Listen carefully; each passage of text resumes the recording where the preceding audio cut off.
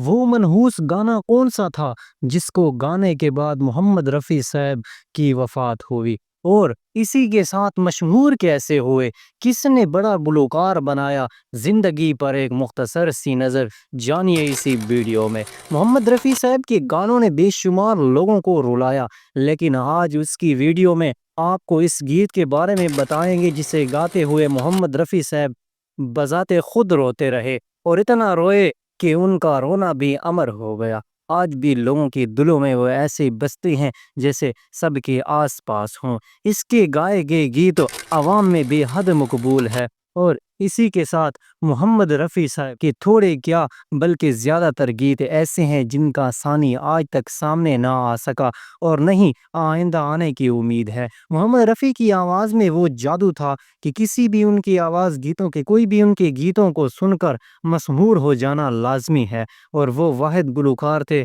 جو ہر قسم کے گیت یکساں مہارت کے ساتھ گاتے تھے، اور آپ کے گیتوں کو سن کر لگتا تھا کہ ان کے علاوہ گیت اور کوئی گا بھی نہیں سکتا۔ محمد رفیع نے ایک گیت گایا تھا، بابل کی دعائیں لیتی جا، جا تجھ کو سکھی سنسار ملے۔ کہیں کہنے والے کہتے ہیں کہ محمد رفیع نے جب یہ گیت اسٹوڈیو میں ریکارڈ کرایا تو ریہرسل کے دوران آپ روتے رہے، اتنا روئے کہ آنکھوں میں آنسو ہی خشک نہ رہے، اور اسی کیفیت میں ہی آپ نے یہ گیت ریکارڈ کرانے کے لیے اسٹوڈیو کا دروازہ کھٹکھٹایا، اور وہاں پر بھی جب ریکارڈنگ شروع ہوئی تو اس کے اتنے زیادہ ریئیکٹس ہوئے کہ لوگ حیران تھے۔ یہی محمد رفیع کی آواز میں وہ جادو تھا کہ ان کے اس گیت کو آج بھی شادی بیاہ کے موقع پر جب کسی باپ سے بیٹی رخصت مانگتی ہے اور گاڑی میں بیٹھتے ہوئے یہ گیت شروع ہوتا ہے، بابل کی دعائیں لیتی جا، جا تجھ کو سکی سنسار ملے، تو محمد رفیع صاحب کا وہ رونا بھی لوگوں کو یاد آ جاتا ہے جو ان کے ایک فلم کے لیے گائے گئے گیت کے تاثرات میں شامل ہے۔ ناظرین آپ جیسے گیت نہ اور کوئی ناظرین آپ جیسے گیت نہ کوئی اور گلوکار گا سکا اور نہ کسی میں گانے کی صلاحیت ہے۔ محمد رفیع 24 دسمبر 1924 کو بھارتی پنجاب کی ریاست میں پیدا ہوئے۔ آپ کے والد 1935 میں لاہور منتقل ہوئے، اور آپ کی عمر ابھی 13 سال تھی جب آپ پر شہرت و نصیب کی دیوی مہربان ہوئی۔ انہیں اپنے دور کے مشہور موسیقار کی موسیقی میں فلم گل بلوچ کا گیت سونی اینی ہیری اینی گانے کا موقع ملا، اور اس طریقے سے آپ نے آغاز میں ہی وہ شاندار گیت گائے کہ آپ کو بڑا مقام ملا۔ موسیقار عظیم نوشاد نے اپنی فلم شاہ جہان میں آپ کو گیت گانے کی دعوت دی، اور اسی طرح سلسلہ شروع ہوا۔ آپ نے ان کے ساتھ ایسے لازوال گیت گائے کہ آپ بھی امر ہوئے، اور نوشاد کو بھی مزید مقام ملا۔ محمد رفیع کو یہ اعزاز حاصل ہے کہ انہوں نے اپنے دور کے تمام سپر ہٹ اداکاروں کے لیے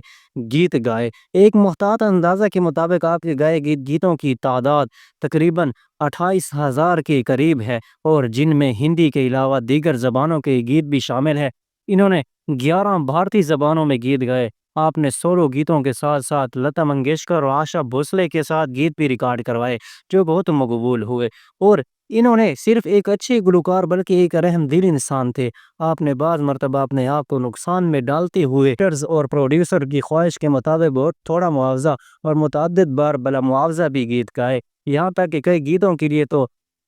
سازندوں کو بھی معاوضہ اپنی جیب سے دیا۔ لیکن آپ کو ہمیشہ شہرت ملی، پر شہرت کے ساتھ ساتھ آپ کے کچھ مخالفین بھی پیدا ہوئے، اور انہوں نے آپ کے خلاف کئی قسم کی پروپیگنڈا کیے، لیکن ان کے عروج کے سورج کو غروب نہ کر سکے، اور وہ کامیابی کے افق پر شمس و قمر کی طرح جگمگاتے رہے۔ 30 جولائی 1980 کو زندگی بھر آفتاب سے چمکنے والا سورج موت کے اندھیروں میں کہیں گم ہو گیا، لیکن آج بھی ایسا لگتا ہے جیسے کہ وہ کوئی خواب تھا۔ رفیع اب بھی زندہ ہے، اور ابھی کہیں سے ان کی آواز فضائے میں بکھرے گی، سب کو اپنے سحر میں باندھ لے گی۔ محمد رفیع کے بارے میں بہت کچھ ڈائلاگ، اور محمد رفیع کو ہر دور میں اچھے الفاظ میں یاد کیا گیا عظیم، لیکن محمد رفیع کسی ایک دور کے گلوکار نہیں بلکہ ہر دور کے گلوکار ہے، اور محمد رفیع کا ایک گانا بابل کی دعائیں لیتی جا ایسا دکھ بھرا ہے کہ ہر باپ اس میں اپنی رخصت ہونے والی بیٹی کو محسوس کرتا ہے۔ ناظرین یہ تھی آج کی ویڈیو، اگر پسند آئے تو پلیز چینل کو سبسکرائب اور ویڈیو کو لائک کر دیں تاکہ اسی طرح کی اور ویڈیوز بھی آپ دیکھ سکیں، اور ہمیں یہ بھی بتائیں کہ کیا یہ گانا آپ نے پہلے کبھی سنا تھا یا نہیں، اور اگر نہیں سنا تو یوٹیوب پر سرچ کر آپ سن بھی سکتے ہیں۔